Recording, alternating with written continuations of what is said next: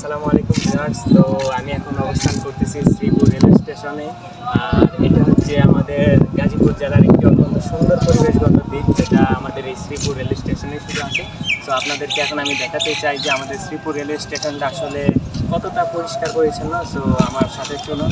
বর্তমানে বাংলাদেশ রেলওয়েটাকে আমরা গুলিস্তানের লোকাল বাসের মতো ব্যবহার করছি, আর সেই সাথে রেলওয়ে স্টেশনটাকে তো আমরা ময়লা আবর্জনা ডাস্টবিন হিসেবে ব্যবহার করছি। সো দেখতে পাচ্ছেন আমি এখন রেলওয়ের উপরে দাঁড়িয়ে আছি, আর আমার পিছনে বাংলাদেশ রেলওয়ে কর্মরত অনেক শ্রমিক ভাই ও বোনেরা অক্লান্ত পরিশ্রমের মাধ্যমে আমাদের এই স্টেশনটি পরিষ্কার পরিচ্ছন্নতা করছে।